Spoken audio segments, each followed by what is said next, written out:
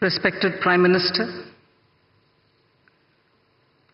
Honorable Governor of Maharashtra, Chief Minister of Maharashtra, my colleagues in the Council of Ministers, Deputy Chief Ministers of Maharashtra, Governor Reserve Bank, all invited dignitaries, media, I'm here on a very happy occasion when today we mark the 90th anniversary of Reserve Bank of India.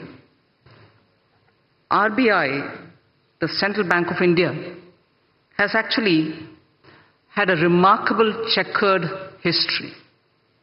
It stands tall among its peers on several counts. Once in a century pandemic, the COVID, hit us. The RBI adopted and in fact deployed conventional and unconventional range of instruments to provide liquidity and to promote growth and to ensure financial stability. The two examples that I can cite and which can stand before as a classic example are the moratorium on loan repayments and also the liquidity infusion which happened during that time. Later came the Russia-Ukraine war. RBI's measures primarily aimed at two things. One, to address the inflation and the forex market's volatility. RBI, in fact, has been one of the earliest to recognize the non-transient nature of inflation. One of the few central banks, if I may say so, to front-load policy rate hikes in particular. Forex reserve management is also something on which we have this opportune moment to recall the work done by the RBI. Building up reserves, including foreign exchange interventions. In the past few years, India's capacity to manage and also to take care of external imbalances and uncertainties have significantly improved purely because of the professional management of the RBI. Rupee has exhibited lower volatility and orderly movements is what we notice of the rupee, and they are in relative terms to the rest of its peers. Managing India's banks is something which I'll recall at this time. A decade ago, balance sheet problem, today is a balance sheet advantage, and that advantage accrues to our economy. Collaborative effort of the Government of India and RBI, the asset quality management, prompt corrective action framework are all great functions well carried out by our true regulator of the banks, Reserve Bank of India. Fiscal and monetary policy coordination. As always, the Government of India is one of the governments like very many others, and RBI manages its debt, which is very important for government. Inflation management, despite monetary tightening pressures and the measures which have been taken for monetary tightening, has stabilized the G-Sec yields, which is very important for the economy. The stability in G-Sec markets has contributed to overall financial market resilience and investor confidence in the Indian economy. Lastly, the Bank of International Settlements, BIS, has mentioned significant role played by RBI in a very unconventional point. RBI's role in anchoring inflation expectations using communication policy is significant, is what the BIS has said. And I'm sure not one in this audience would disagree with that. Apart from forward guidance, it was used for explaining the rationale. The policy of communication management has been used for explaining the rationale for the measures taken by the RBI. Thus, in the economy, confidence was built up, and then optimism, if I can say so, optimism has been held up even during pandemic, held high and never let down. So optimism building is a very beautiful function which the RBI during crisis time has handled, because it adopted this unconventional instrument of communication with the people. And final word, institutional integrity is something which I would credit the RBI and among very many central banks. India's RBI, for its institutional credibility, needs a big applause in the 90th anniversary. Thank you very much.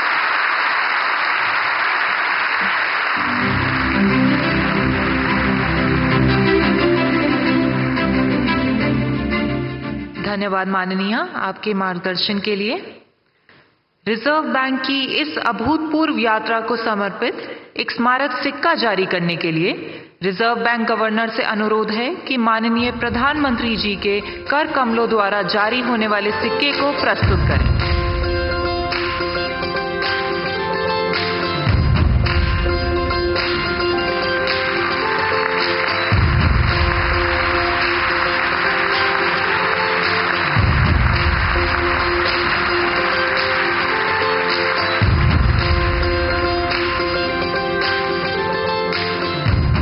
बहुत बहुत धन्यवाद माननीय।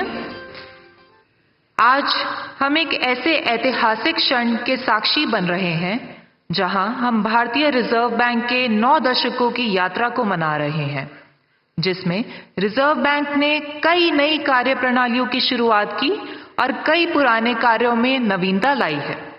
आइए देखते हैं इस यात्रा को दर्शाते हुए एक लघु film.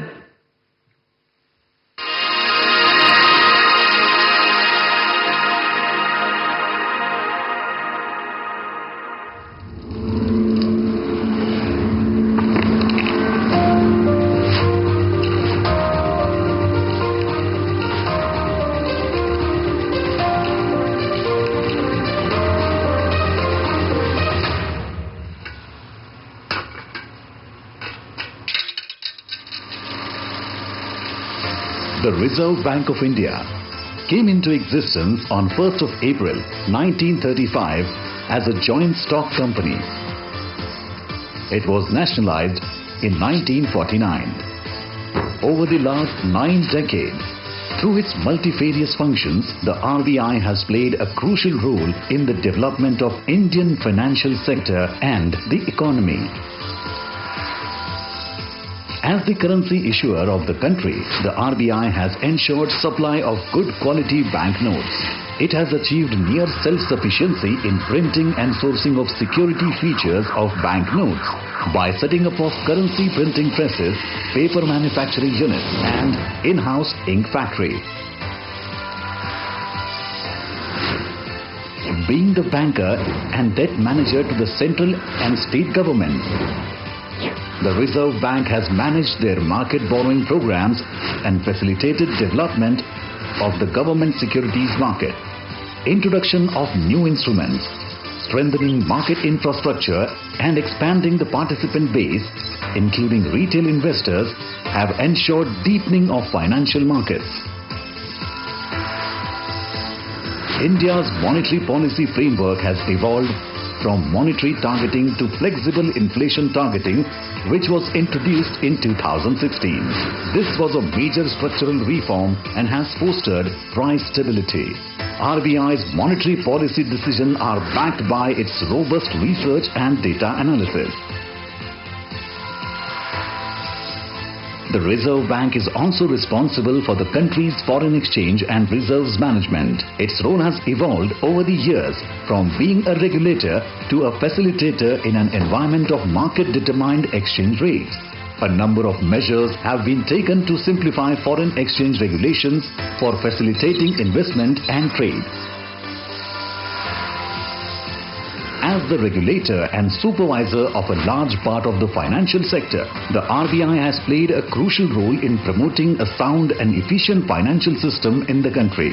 The regulatory and supervisory architecture of the financial system has been comprehensively restructured in the recent years. As a part of its commitment to financial inclusion, the Reserve Bank's policy on priority sector lending and many other measures has channelized credit to the needy sectors of the economy. This has given a strong fillip to financial inclusion.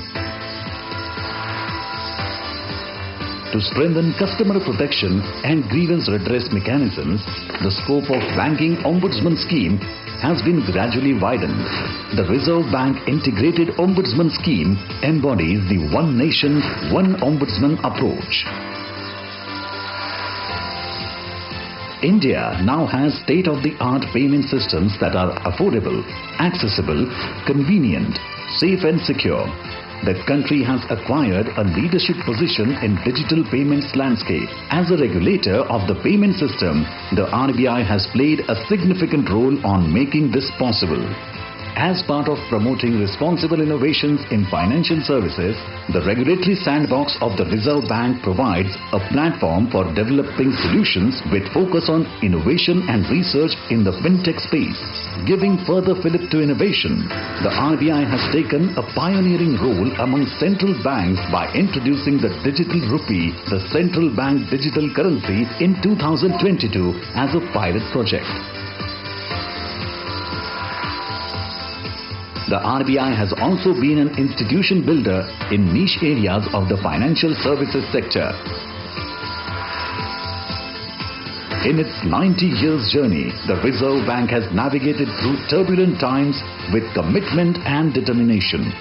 This was prominently visible during the COVID-19 pandemic and the war in Ukraine. India's financial system and the economy have emerged stronger from these unprecedented global shocks. As we commemorate 90 years of the RBI, we rededicate ourselves to building a robust financial system that is future-ready and contributes to the well-being of our country and the people.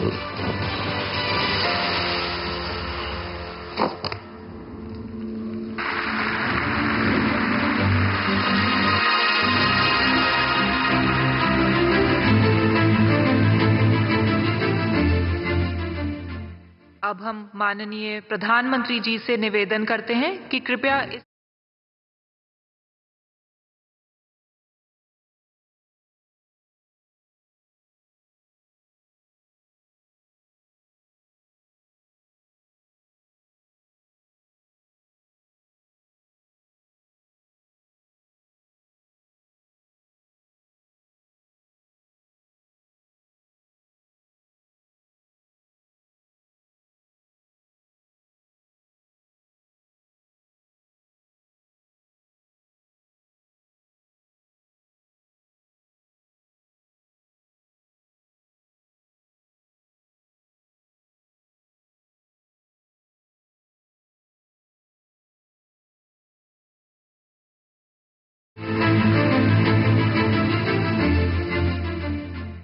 अब हम माननीय प्रधानमंत्री जी से निवेदन करते हैं कि कृपया इस सम्मेलन को संबोधित करें, हमें प्रेरणा दें, हमारा मार्गदर्शन करें।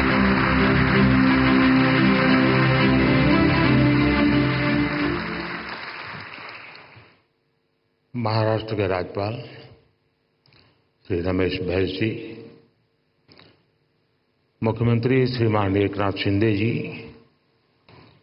मंत्रिमंडल के मेरे सहयोगी निर्मला सीतारामन जी, भागवत कराड़ जी, पंकज चौधरी जी, महाराष्ट्र सरकार के उप मुख्यमंत्री देवेंद्र जी अजीत जी, रिजर्व बैंक के गवर्नर शक्तिकांत दास जी,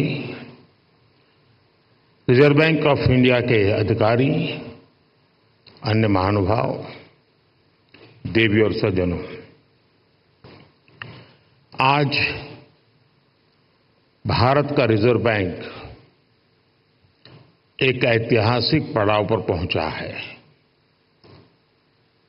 आरबीआई ने अपने 90 इयर्स पूरे किए हैं। एक संस्थान के रूप में आरबीआई आजादी के पहले और आजादी के बाद दोनों ही कालखंड का गवाह है। आज पूरी दुनिया में आरबीआई की पहचान उसके प्रोफेशनलिज्म और कमिटमेंट की वजह से बनी है। मैं आप सभी को रिजर्व बैंक ऑफ इंडिया के सभी कर्मचारियों और अधिकारियों को आरबीआई की स्थापना के 90 इयर्स की बधाई देता हूं।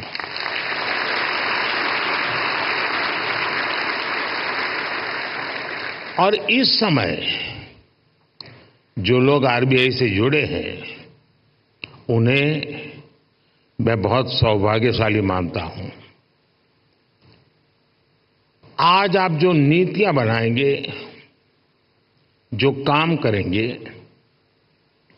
उनसे आरबीआई के अगले दशक की दिशा तय होगी। ये दशक इस संस्थान को उसके शताब्दी वर्ष तक ले जाने वाला दशक है और ये दशक विकसित भारत की संकल्प यात्रा के लिए भी उतना ही अहम है। और इसके लिए जैसा आप लोगों का मंत्र है, आरबीआई को तेज ग्रोथ को सर्वोच्च प्राथमिकता देते हुए ट्रस्ट और स्टेबिलिटी पर भी उतना ही फोकस करना है। मैं आरबीआई को उसके लक्ष्यों और संकल्पों के लिए भी शुभकामनाएं देता हूं। साथियों, आप सभी अपनी फील्ड के एक्सपर्ट्स हैं। आप जानते हैं कि देश की अर्थव्यवस्था, हमारी जीडीपी काफी हद तक मॉनेटरी और फिस्कल पॉलिसीज के कोऑर्डिनेशन पर निर्भर करती है। मुझे याद है जब 2014 में रिजर्व बैंक के 80वें वर्ष के कार्यक्रम में आया था, तब हालात एकदम अलग थे। भारत का पूरा बैंकिंग सेक्टर समस्याओं और चुनौतियों से जूझ रहा था। एनपीए को लेकर, भारत के बैंकिंग सिस्टम की स्टेबिलिटी और उसके भविष्य को लेकर हर कोई आशंका से भरा हुआ था। हालात इतनी खराब थी कि पब्लिक सेक्टर बैंक्स देश की आर्थिक प्रगति को जरूरी गति नहीं दे पा रहे थे। हम सभी ने वहां से शुरुआत की और आज देखिए, आज भारत के बैंकिंग सिस्टम को दुनिया में एक स्ट्रांग और सस्टेनेबल सिस्टम माना जा रहा है।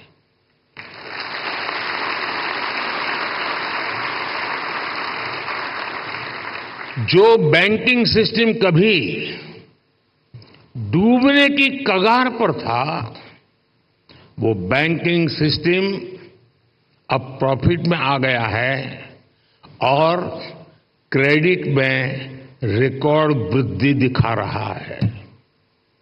फ्रेंड्स, आप भी जानते हैं कि सिर्फ 10 साल में इतना बड़ा परिवर्तन आना आसान नहीं था। ये बदलाव इसलिए आया क्योंकि हमारी नीति, नियत और निर्णयों में स्पष्टता थी। ये बदलाव इसलिए आया क्योंकि हमारे प्रयासों में दृढ़ता थी, ईमानदारी थी। आज देश देख रहा है, जब नीयत सही होती है तो नीति सही होती है, जब नीति सही होती है तो निर्णय सही होते हैं, और जब निर्णय सही होते हैं तो नतीजे सही मिलते हैं।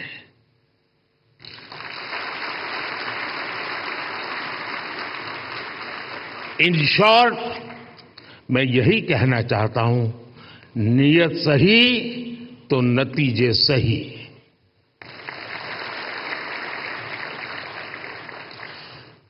कैसे देश का बैंकिंग सिस्टम ट्रांसफॉर्म हुआ, ये अपने आप में एक स्टडी का विषय है। हमने कोई भी सिरा ऐसा नहीं था जिसे ऐसे ही छोड़ दिया हो। हमारी सरकार ने रिकॉग्निशन, रिजोल्यूशन और रिकैपिटलाइजेशन की रणनीति पर काम किया। पब्लिक सेक्टर बैंक के हालात सुधारने के लिए सरकार ने करीब 3.5 लाख करोड़ का कैपिटल इन्फ्यूजन किया और साथ ही गवर्नेंस संबंधी कई रिफॉर्म्स भी किए। अकेले इंसॉल्वेंसी एंड बैंक्रप्सी कोड की नई व्यवस्था से ही करीब 3.25 लाख करोड़ के लोन्स रिजॉल्व हुए। और एक आंकड़ा देशवासियों को जरूर जानना जरूरी है, 27,000 से ज्यादा ऐसी एप्लीकेशंस जिसमें 9 लाख करोड़ रुपए से ज्यादा का अंडरलाइन डिफॉल्ट था, वो आईबीसी में एडमिशन से पहले ही रिजॉल्व हो गई।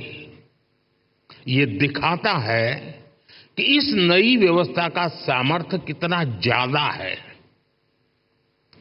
बैंकों का जो ग्रॉस एनपीए 2018 में 11.25% के आसपास था, वो सितंबर 2023 आते आते 3% से भी कम हो गया।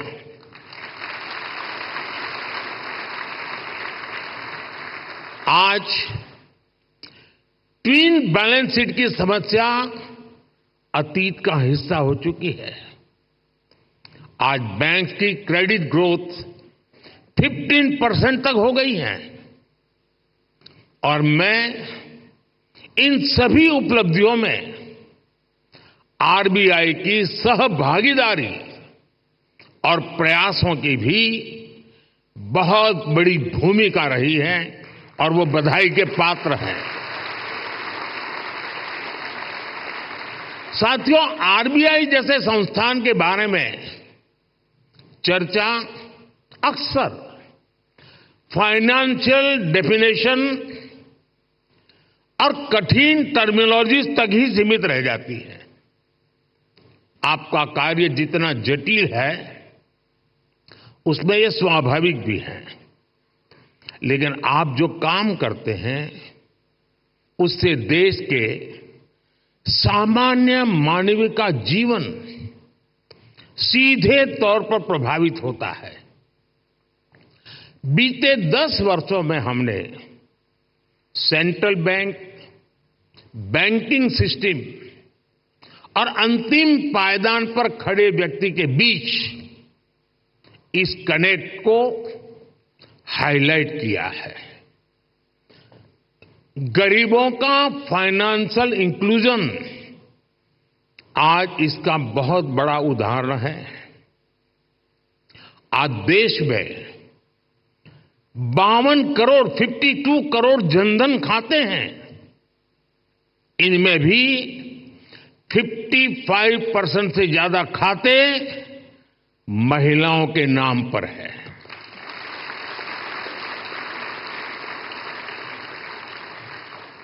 इसी फाइनेंशियल इंक्लूजन का प्रभाव आप एग्रीकल्चर और फिशरीज जैसे सेक्टर्स में भी देख सकते हैं। आज 7 करोड़ से ज्यादा फार्मर्स, फिशरमैन और पशुपालक के पास किसान क्रेडिट कार्ड्स हैं।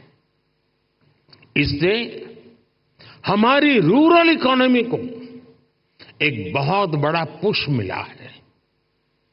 कोऑपरेटिव सेक्टर को भी पिछले 10 वर्षों में बड़ा बूस्ट मिला है। सहकारिता में कोऑपरेटिव बैंक की एक बहुत बड़ी भूमिका होती है और ये रिजर्व बैंक के रेगुलेशन और सुपरविजन का एक महत्वपूर्ण क्षेत्र भी है। यूपीआई आज एक ग्लोबली रिकॉग्नाइज्ड प्लेटफॉर्म बन चुका है। इस पर हर महीने 1200 करोड़ से ज्यादा ट्रांजैक्शन हो रहे हैं।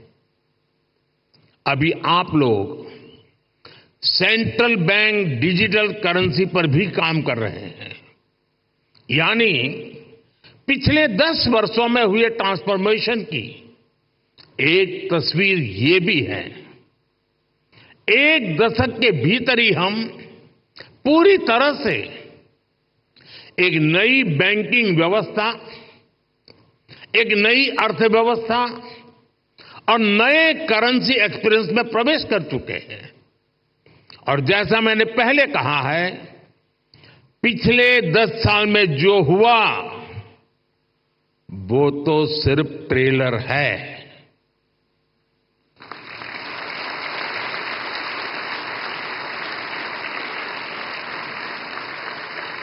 अभी तो बहुत कुछ करना है।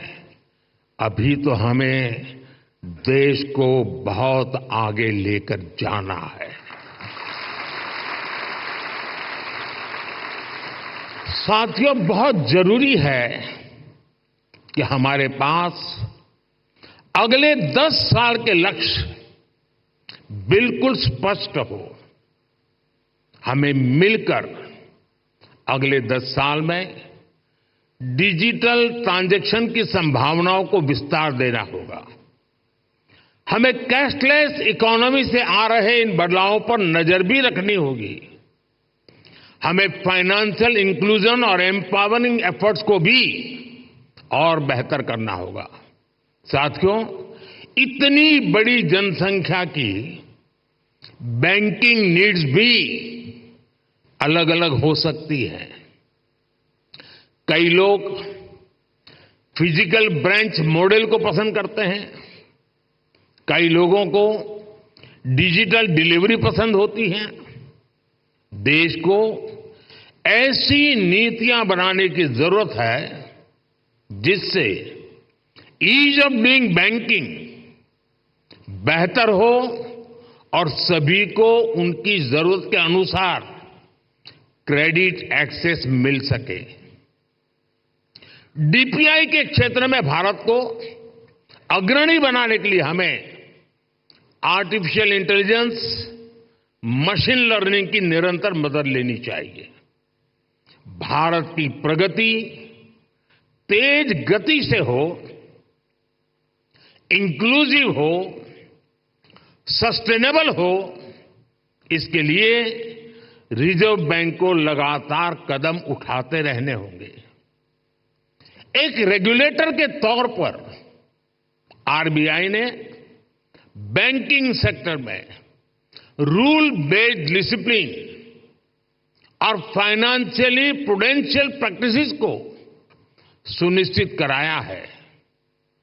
लेकिन इसके साथ ही ये भी आवश्यक है कि आरबीआई विभिन्न सेक्टर्स की भविष्य की जरूरतों का आकलन करते हुए अभी से तैयारी करे, बैंकों को प्रोत्साहित करे, प्रोएक्टिव कदम उठाए। मैं आपको विश्वास दिलाता हूं कि सरकार आपके साथ है।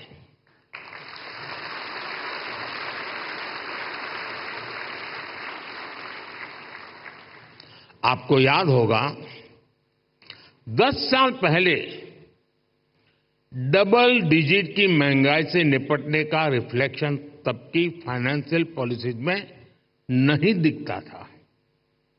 इससे निपटने के लिए हमारी सरकार ने रिजर्व बैंक ऑफ इंडिया को इन्फ्लेशन टारगेटिंग का अधिकार दिया। मॉनेटरी पॉलिसी कमेटी ने इस मैंडेट पर बहुत अच्छे ढंग से काम भी किया।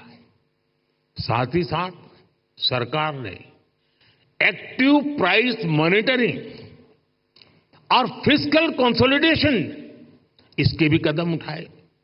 इसलिए कोरोना संकट हो,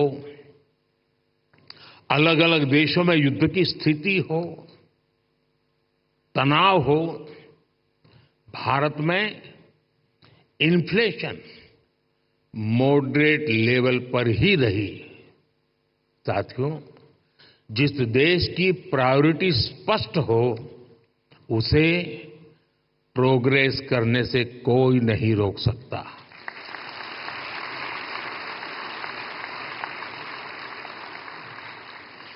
हमने कोरोना के दौरान फाइनेंशियल प्रूडेंस की चिंता भी की और सामान्य नागरिक के जीवन को भी सर्वोच्च प्राथमिकता दी। यही वजह है कि भारत का गरीब, भारत का मिडिल क्लास उस आपदा से उबरकर अब अर्थव्यवस्था को गति दे रहा है। दुनिया के बड़े बड़े देश जहां अभी तक उस झटके से उबरने की कोशिश कर रहे हैं, वहीं इंडियन इकोनॉमी नए रिकॉर्ड बना रही है।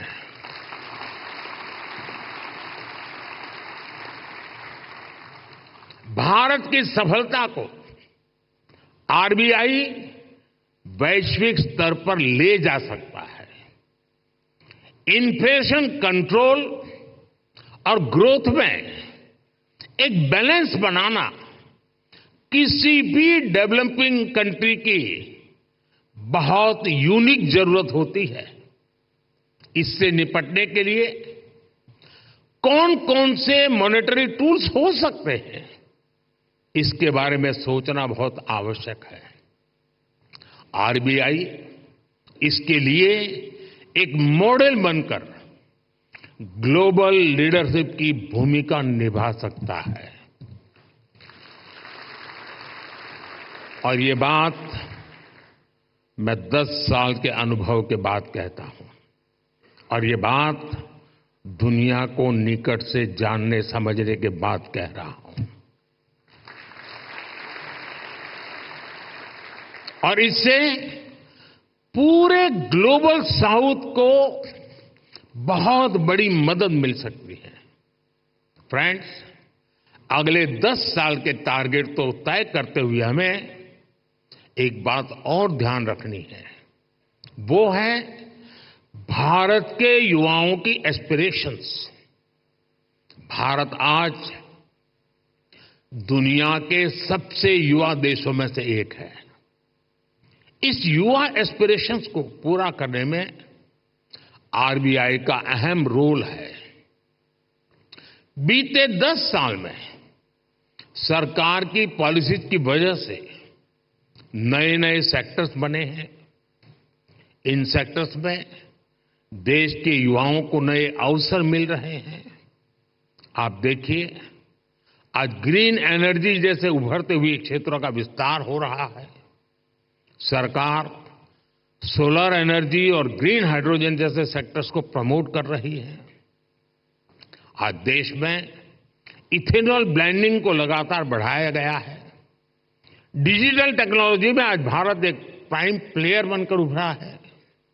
हमने स्वदेशी 5G टेक्नोलॉजी पर काम किया है। डिफेंस सेक्टर हम बड़े एक्सपोर्टर की भूमिका में आ रहे हैं। एमएसएमई पूरी भारतीय अर्थव्यवस्था और मैन्युफैक्चरिंग सेक्टर की बैकबोन जैसे हैं। ऐसे सारे सेक्टर्स में अलग अलग तरीके के कर्ज की जरूरत होती है। कोरोना के समय हमने एमएसएमई सेक्टर के लिए जो क्रेडिट गारंटी स्कीम बनाई, उसने इस सेक्टर को बहुत बड़ी शक्ति दी थी। रिजर्व बैंक को भी आगे out of the box policies के बारे में सोचना होगा।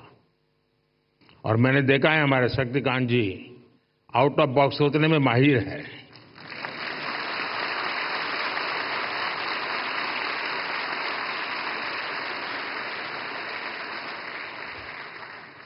और मुझे खुशी है कि सबसे ज्यादा तालियां इस बात पर पड़ी।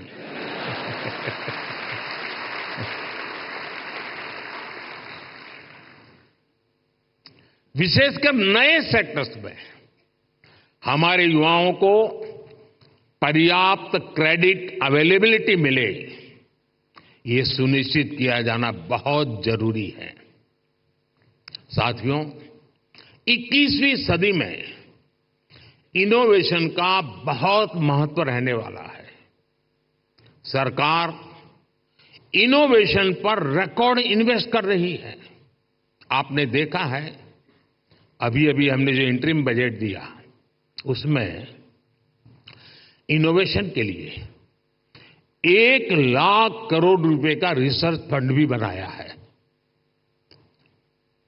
कटिंग एज टेक्नोलॉजी पर जो प्रपोजल आएंगे, जो लोग इस क्षेत्र में काम करना चाहते हैं, हम उनके लिए कैसे प्रिपेयर हो, ये सोचना बहुत आवश्यक है।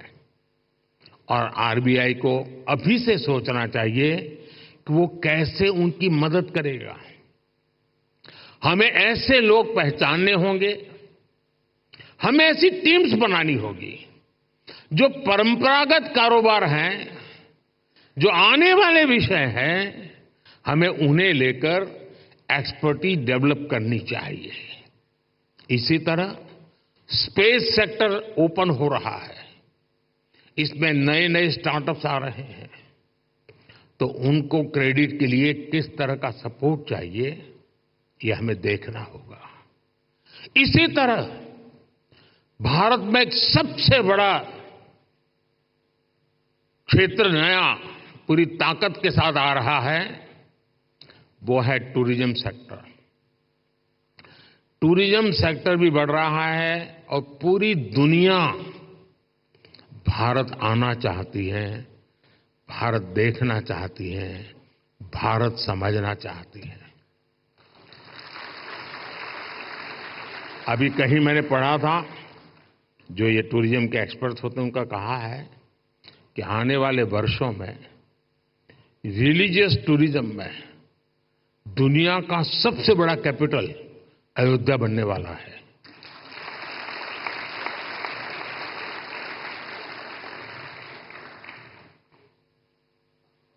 हमें देखना होगा कि इस सेक्टर को फाइनेंशियल सपोर्ट करने के लिए हमारी क्या तैयारी है।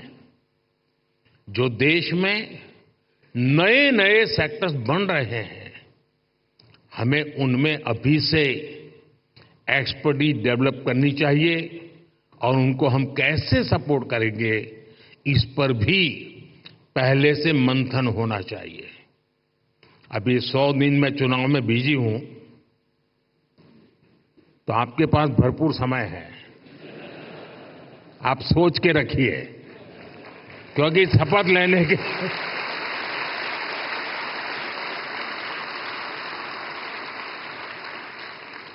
क्योंकि शपथ लेने के दूसरे दिन ही धमाधम काम आने वाला है।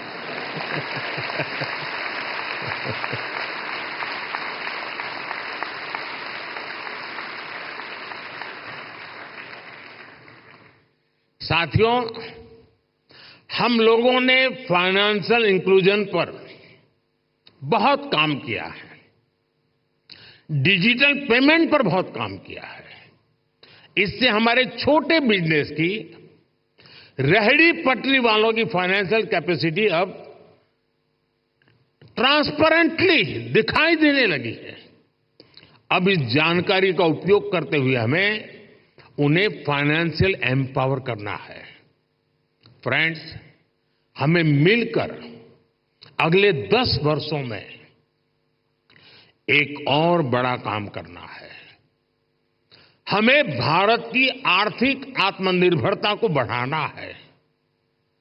हमें कोशिश करनी है कि हमारी इकोनॉमी दुनिया के संकटों से कम प्रभावित हो। आज भारत ग्लोबल जीडीपी ग्रोथ में 15% के साथ ग्लोबल ग्रोथ का इंजन बन रहा है। इन स्थितियों में ये प्रयास होना चाहिए कि हमारा रुपया पूरी दुनिया में ज्यादा एक्सेसिबल भी हो, एक्सेप्टेबल भी हो। एक और ट्रेंड जो बीते कुछ वर्षों में पूरी दुनिया में देखने को मिला है, वो है बहुत ज्यादा आर्थिक विस्तार और बढ़ता हुआ कर्ज। कई देशों का प्राइवेट सेक्टर डेट तो उनकी जीडीपी के 2 गुने तक पहुंच गया है। कई देशों का डेट लेवल उस देश के साथ साथ पूरी दुनिया की अर्थव्यवस्था को प्रभावित करता है। रिजर्व बैंक को इस पर भी एक स्टडी करनी चाहिए। भारत की ग्रोथ के जितने प्रॉस्पेक्ट्स और पोटेंशियल है, उसको ध्यान में रखते हुए क्रेडिट की कितनी उपलब्धता होनी चाहिए और उसको कैसे सस्टेनेबल तरीके से मैनेज किया जाना चाहिए, इसे आधुनिक परिप्रेक्ष्य में तय किया जाना बहुत आवश्यक है। साथियों, देश के लिए जरूरी प्रोजेक्ट्स को फंडिंग देने के लिए हमारी बैंकिंग इंडस्ट्री को उसके आगे बढ़ना भी उतना ही जरूरी होगा। और इस आवश्यकता के बीच आज कई मोर्चों पर चुनौतियां भी हैं। एआई और ब्लॉकचेन जैसी नई तकनीकों ने बैंकिंग के तरीकों बदला है। पूरा तरीका बदल गया। बढ़ती डिजिटल बैंकिंग की व्यवस्था में साइबर सिक्योरिटी की भूमिका बहुत अहम हो गई है। फिनटेक में होने वाले नए इनोवेशंस बैंकिंग के नए तरीके बनाने जा रहे हैं। ऐसी परिस्थितियों में देश के बैंकिंग सेक्टर में, उसके स्ट्रक्चर में क्या बदलाव जरूरी है, इस पर हमें सोचना होगा।